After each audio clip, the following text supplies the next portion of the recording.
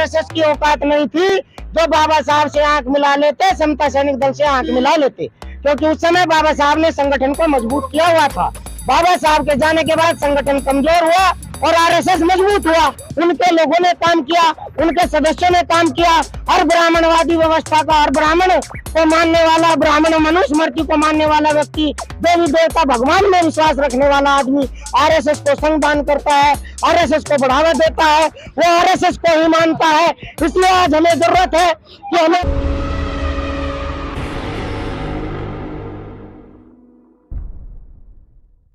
आप आज दिल्ली आए हैं, क्या उद्देश्य है यानी कि समता सैनिक दल का, और कैसे काम कर रहे हो उत्तर प्रदेश में? आज दिल्ली राष्ट्रीय मुख्यालय अंबेडकर भवन, रानी झांसी रोड, समता सैनिक दल के राष्ट्रीय मुख्यालय पर महासंज्ञान की बैठक, और महासंज्ञान की बैठक में राष्ट्रीय अध्यक्ष जी का नया चुनाव। राष्ट्रीय अध्यक्ष जी के चुनाव में नवनियुक्त राष्ट्रीय अध्यक्ष माननीय अशोक सागर जी और 2 राष्ट्रीय कार्याध्यक्ष का चुनाव किया गया, जिसमें सर्वसम्मति से सभी साथियों ने राष्ट्रीय अध्यक्ष अशोक सागर जी को और साथ ही में उनके लेफ्ट एंड राइट 2 कार्याध्यक्ष, क्योंकि बड़ा राष्ट्र है, बड़ा देश है, देश में क्रांति को मजबूत करने के लिए 2 राष्ट्रीय कार्याध्यक्षों का चुनाव किया गया। उसी चुनाव हेतु राष्ट्रीय महासंज्ञान में भाग लेने प्रत्येक प्रदेश से प्रदेश के अध्यक्ष आए, उसी में हमें उत्तर प्रदेश के अध्यक्ष के होने के नाते हमें भी इसमें बुलाया गया था। उसी चुनाव के लिए हम यहाँ पर उपस्थित हुए। तो उत्तर प्रदेश में समता सैनिक दल कैसे अपनी भूमिका निभा रहा है और कैसे लोगों को जोड़ पा रहा है, लोगों के बीच में जा पा रहा है? जैसे आरएसएस देखिए, आरएसएस के जो शाखाएं लगती है, हजारों नहीं लाखों की लोगों तादाद में लोग जुड़े हैं, तो समता सैनिक दल उस तरीके से पनप क्यों नहीं पा रहा? बाबा साहब डॉक्टर भीमराव अंबेडकर जी ने 24 सितंबर 1924 से लेकर 1956 तक समता सैनिक दल को एक ग्रैंड फोर्स के रूप में बनाने का काम किया, और उस ग्रैंड फोर्स ने बाबा साहब के जीवन की सुरक्षा सेवा करते हुए बाबा साहब के तमाम आंदोलनों को सफलता की ऊंचाइयों पर पहुंचाने का काम किया है। जब से बाबा साहब doctor B are Ambedkar ji 1956 से हमारे बीच से चले गए, तब से तमाम लोगों ने काम किया, लेकिन उसकी भूमिका में सबसे ज्यादा जो काम हुआ राष्ट्रीय अध्यक्ष, पूर्व राष्ट्रीय अध्यक्ष माननीय उमेश सिंह गौतम जी ने भारत के 25 राज्यों में बराबर समता सैनिक दल की धुरी को खड़ा करके उसे जाबाज फौज के रूप में खड़ा किया है। जब से हमें उत्तर प्रदेश में अवसर मिला, राष्ट्रीय अध्यक्ष माननीय उमेश सिंह गौतम जी ने हमें प्रदेश के अध्यक्ष की जिम्मेदारी दी।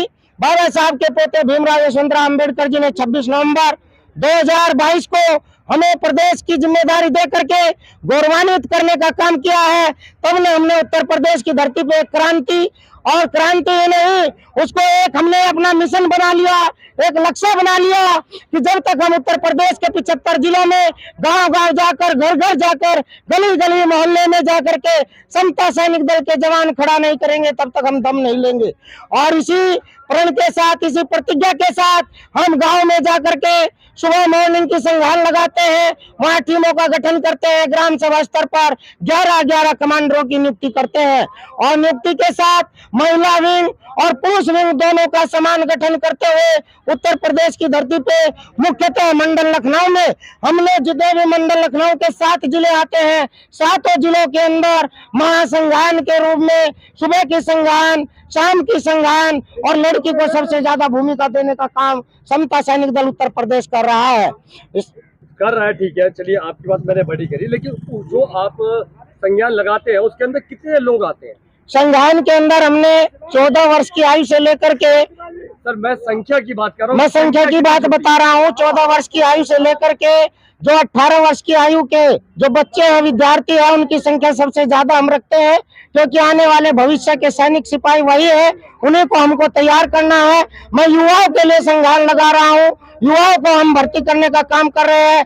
एक ग्राम सभा की संज्ञान में लगभग 15 से लेकर 25 तक हमारे पास बच्चे आते हैं, जिनको हम संज्ञान के माध्यम से बाबा साहब के कारवा और बाबा साहब की सेना समता सैनिक दल के विषय पर विस्तार में बताते हैं। आप उत्तर प्रदेश के अध्यक्ष हैं, उत्तर प्रदेश में कितने जिलों पे संज्ञान लगाने का काम करते हैं? उत्तर प्रदेश के अध्यक्ष होने के नाते हमने उत्तर प्रदेश के 25 जो क्रियाशील जिले हैं, 25 क्रियाशील जिले में हमने लगातार संज्ञान लगाने का काम आरंभ किया हुआ है, और एक जिले के अंदर लगभग 19 ब्लॉक होते हैं, कई 17 ब्लॉक होते हैं, प्रत्येक ब्लॉक पे संज्ञान लगाने का काम आरंभ है। सीतापुर में जैसे 19 ब्लॉक है तो 19 ब्लॉकों में से 18 ब्लॉक पे हमारी डेली प्रतिदिन संज्ञान लगती है। लखनऊ के अंदर हमारी प्रतिदिन संज्ञान लगती है। विधानसभा क्षेत्र वाइज हमने लखनऊ में बांटा हुआ है संज्ञान को, और लगातार इसी प्रकार से रायबरेली की धरती पे भी लगातार हम काम कर रहे हैं और वहां भी संज्ञान लगती है। संज्ञान हमारा मुख्य कार्य है, क्योंकि बाबा साहब doctor B are Ambedkar ji ने संविधान में लिखा है कि संज्ञान के माध्यम से ही हम बच्चों को मजबूत कर सकते हैं, बच्चों को वो चीज दे सकते हैं जो हमारे महापुरुषों ने हमें बताई है, और संज्ञान के माध्यम से उनमें क्रांति उत्पन्न होगी। जैसा आप बता रहे हैं कि संज्ञान आप लगाते हैं, हर रोज लग रही है आपकी, ठीक है, लेकिन उसके बाद भी एक आरएसएस का नाम अलग है और समता सैनिक दल का नाम फिर भी नीचे। देखिए, मैं आपको ये बहुत आपने खास सवाल पूछा है कि आरएसएस, मैं तो आरएसएस का नाम भी नहीं लेना चाहता हूं, लेकिन तुलनात्मक रूप से बार बार आरएसएस की बात आती है। आरएसएस ने समता सैनिक दल का संविधान चुरा करके अपने संगठन को बनाया, और बाबा साहब जब तक जिंदा रहे, बड़ी बात यही है कि जब तक बाबा साहब जिंदा रहे आरएसएस की औकात नहीं थी जो बाबा साहब से आंख मिला लेते, समता सैनिक दल से आंख मिला लेते, क्योंकि उस समय बाबा साहब ने संगठन को मजबूत किया हुआ था। बाबा साहब के जाने के बाद संगठन कमजोर हुआ और आरएसएस मजबूत हुआ। उनके लोगों ने काम किया, उनके सदस्यों ने काम किया। हर ब्राह्मणवादी व्यवस्था का, हर ब्राह्मण को मानने वाला, ब्राह्मण मनुस्मृति को मानने वाला व्यक्ति, देवी देवता भगवान में विश्वास रखने वाला आदमी आरएसएस को संगदान करता है, आरएसएस को बढ़ावा देता है, वो आरएसएस को ही मानता है। इसलिए आज हमें जरूरत है कि हमें कमी कहाँ कमी यही है। आज हमें जरूरत है, हमारे लोगों ने काम नहीं किया, हमारे लोगों ने उस स्तर पे काम नहीं किया। हम अम्बेडकरवादी तो बहुत जल्दी बन जाते हैं, हम जय भीम करने वाले तो बहुत जल्दी बन जाते हैं, लेकिन बाबा साहब की सेना समता सैनिक दल में काम करने से कतराते हैं। इसलिए बाबा साहब doctor B are Ambedkar ji के नाम से संगठन चलाने वाले वो तमाम लोग जो अम्बेडकरवादी संगठन कहते हैं, अम्बेडकरवादी कार्यकर्ता कहते हैं, उनका पूर्ण कर्तव्य बनता है, उनकी जिम्मेदारी बनती है कि आरएसएस की भूमिका में काम करने वाले जैसे बजरंग दल है, युवा वाहिनी है, तमाम ऐसे सैकड़ों संगठन है जो आरएसएस के नाम से प्रचार और प्रसार करते हैं, आरएसएस को बढ़ावा देते हैं। हमारे समाज में, बहुजन समाज में काम करने वाले अम्बेडकरवादी संगठनों को चाहिए जहाँ भी काम करे क्षेत्र में, लेकिन समता सैनिक दल की भूमिका को मजबूत करें। हमारे लोग जो है, मैं उन्हें अपना लोग कहता ही नहीं हूँ, मेरे समाज का आदमी है जो अम्बेडकरवादी विचारधारा को मानता है। बहुजन समाज का मतलब मेरा नहीं है, मेरे समाज से नहीं, मेरा समाज अम्बेडकरवादी होना चाहिए, मेरा समाज बुद्धवादी होना चाहिए, जो अम्बेडकर जी की 22 प्रतिज्ञाओं को और अम्बेडकर जी की बनाई हुई संस्था समता सैनिक दल और भारतीय बौद्ध महासभा में काम करता हुआ हमारा समाज है, हम उसी को स्थापित कर रहे हैं। और मैं इस बात की गारंटी देता हूं कि उत्तर प्रदेश की धरती से 2024 में एक श्वेत क्रांति आएगी। लखनऊ को चारों ओर से इतने कमांडरों के द्वारा घेरा जाएगा, और ये संदेश हम 2024 में दे देंगे, क्योंकि 2024 में समता सैनिक दल की सेंचुरी पूरी होने वाली है। जैसे मेरा एक सवाल और है आपके साथ, जैसे आरएसएस है उसके सारे संगठन भी हैं, वैसे ही समता सैनिक दल भी है, लेकिन समता सैनिक दल के जो लोग हैं आपस में ही एक नहीं हो पा रहे हैं और वहाँ पे सब एक हैं। देखिए, आप ये भी बहुत महत्वपूर्ण चीज ये इसलिए है क्योंकि आरएसएस जो है वो सामाजिक और राजनीतिक दोनों प्रकार का संगठन है। उसमें सामाजिक गतिविधियों के साथ राजनीतिक गतिविधियों को आगे बढ़ाया जाता है। समता सैनिक दल बुद्धवादी संगठन है, बुद्ध पर आधारित है, और बाबा साहब doctor B are Ambedkar ji की 22 प्रतिज्ञा मानने वाला संगठन है। इस संगठन में अपना संविधान है जो बाबा साहब ने दिया, उसी संविधान के दायरे में हम काम करते हैं। लोग जो जिनको कहते हैं कि वो अम्बेडकरवादी संगठन है, वो अम्बेडकरवादी है नहीं, वो काम तो मनुवाद का ही कर रहे हैं। तो एक मिनट, बहन जी ने जो सवाल किया उसको स्पष्ट कर देते हैं। हमारे ही साथ कम काम करने वाले वे लोग जो समता सैनिक दल के कमांडर हो सकते हैं या किसी और संगठन के कमांडर हो सकते हैं, यदि उनमें बाबा साहब का विचार नहीं है तो वो बाबा साहब की सेना के सिपाही नहीं है। इसी में एक सवाल ये है कि आपने अभी कहा कि हम बुद्ध को मानने वाले लोग हैं, बाबा साहब के संविधान को मानने वाले लोग हैं। जब आप बाबा साहब के संविधान की बात करते हो तो बाबा साहब के संविधान ने ही आपको राजनीति में प्रवेश का मौका, अवसर दिए, तो आप कैसे कह रहे हैं? बाबा साहब ने कहा कि जब तक सामाजिक क्रांति मजबूत नहीं होगी तब तक राजनीतिक क्रांति मजबूत नहीं हो सकती।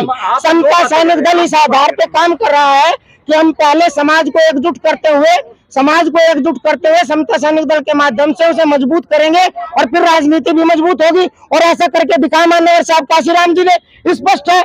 माननीय साहब काशीराम जी ने बहुजन समाज की क्रांति को आगे बढ़ाया, संघ की क्रांति को आगे बढ़ाया, और जब संघ की क्रांति आगे बढ़ी तभी उत्तर प्रदेश में 4 बार सरकार बनी। जब से संघ की क्रांति खत्म हुई है, जब से संगठन खत्म हुआ है, जब से आपने दल को स्थान देना बंद कर दिया, उसकी क्रांति को बंद कर दिया, कैडर को बंद कर दिया, तब से आप राजनीति से भी विफल हो गए। तो निश्चित रूप से बाबा साहब का कथन सत्य होता है कि जब तक आप सामाजिक क्रांति को ताकतवर खड़ा नहीं करेंगे, आप राजनीतिक क्रांति में सफल नहीं हो पिछली बार भी मोस्टली सरकार आई मायावती जी की, उसमें सबसे ज्यादा बीजेपी की गठबंधन से सरकार बनी, पूर्ण बहुमत से कितनी बार आई? सबसे ज्यादा की बात नहीं है, जो अंतिम सरकार गठबंधन हुआ है, गठबंधन देखिए, ये राजनीति है। जैसे कह रहे हैं कि आपके दल ने काम किया जमीनी स्तर पर, तो फिर कैसे कह सकते हैं? पूरे बहुमत से एक बार हुई है। मैं अपने दल की बात नहीं करूं। माननीय साहब काशीराम जी ने इतनी ताकतवर तरीके से काम किया, तब वो लोग मजबूर हो गए, संगठन बहुजन समाज का साथ लेने के लिए। बहुजन समाज के बिना वो सरकार नहीं बना पाते, इसलिए उन्होंने बहुजन समाज के साथ गठबंधन किया, वो झुके और बहुजन समाज की सरकार बनी। और उसके बाद जब चौथी बार सरकार बनी तो पूर्ण बहुमत से बनी और इतिहास को बदलने वाली सरकार बनी। उसमें इतिहास बदला गया और वो क्रांति बहुजन समाज की एकता की क्रांति थी। इसलिए साथियों, आज कैडर की जरूरत है। मैं समता सैनिक दल के माध्यम से उत्तर प्रदेश के अध्यक्ष होने के नाते ये बात वादे पूर्वक रखता हूँ और बलपूर्वक रखता हूँ कि यदि आपको राजनीति में सफल होना है तो अपनी सामाजिक एकता को मजबूत करिए, समता सैनिक दल को मजबूत करिए। बाबा साहब की एक विचारधारा पर चलकर आप लड़ाई लड़ सकते हैं। उत्तर प्रदेश में हर राज्यों में, मतलब उत्तर प्रदेश की हर जगह पर, जैसे कि लखनऊ में बौद्ध सम्मेलन हो रहा है, मेरठ में बौद्ध सम्मेलन हो रहा है, अभी रिसेंट में गोरखपुर में हुआ है, तो क्या लगता है कि सामाजिक क्रांति की ओर बहुजन अग्रसर नहीं? देखिए, मैं फिर वही चीज आती है, कसम खा लेने से, शपथ ले लेने से, सर्टिफिकेट बांट देने से बौद्ध क्रांति नहीं आएगी, विचारों से क्रांति आएगी। आप लाखों की भीड़ इकट्ठा कर रहे हैं, वहाँ बुला करके लोगों को सर्टिफिकेट बांट देते हैं, आधे तो उसमें अपना नाम भी नहीं भरते हैं। कम से कम 100 सर्टिफिकेट कई लोगों के पास मैंने देखे, आज भी उनके थैले में बंद है। इस तरह से सर्टिफिकेट बांट के बुद्ध की क्रांति आप नहीं फैला सकते। यदि हमारे पूज्य भंते जी काम कर रहे हैं, यदि हमारा भिक्खू संघ काम कर रहा है, तो तमाम भिक्खू संघ है और गांव-गांव जाकर, घर-घर जाकर के बुद्ध की क्रांति के, बुद्ध के विचार को स्थापित करे, तब उनको सर्टिफिकेट दे, तब मैं समझूंगा कि बुद्ध का विचार स्थापित हो रहा है। ये तथागत गौतम बुद्ध ने किया है। बुद्ध का मार्ग ये तो नहीं था, बुद्ध का मार्ग था कि आप चलकर, पैदल चलकर, गांव-गांव जाकर, शहर-शहर जाकर, देश-देश जाकर बुद्ध की क्रांति को फैलाने का काम करे।